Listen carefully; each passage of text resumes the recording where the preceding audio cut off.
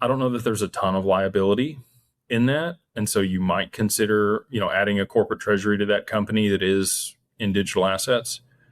My concern there is if you are in litigation with somebody else and you become, in a situation where you owe them money and they could come after the assets held in the business, that would be a bad situation. So it's oftentimes better to segregate investments away from your operating business. You may even have the holding company that you structure, that the LLC, we set up as a holding company. It can own business interest in other companies. That can be where the corporate treasury is, and it can own equity in that underlying LLC that provides the service, so that if there is, some type of litigation or a situation that plays out where, you might end up losing assets, those are held away, and they're only going to be able to get the assets in the LLC that, they're suing.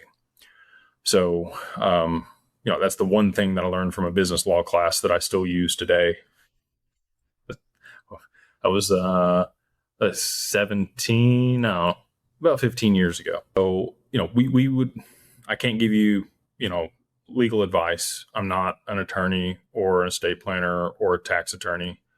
What I would say is most oftentimes we do see people set up a separate corporation to manage their digital assets and hold equity in other companies through a holding company that we structure in Wyoming.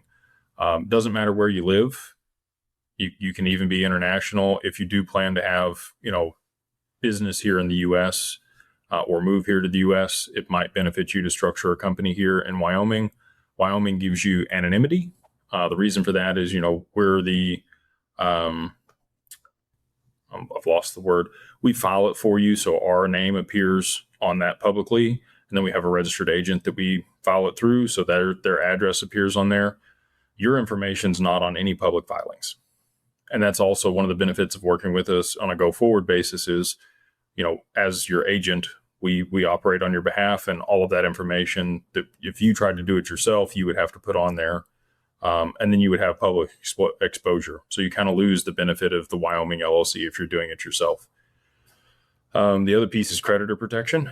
So in Wyoming, they have really strong charging order protection that they took from Nevada.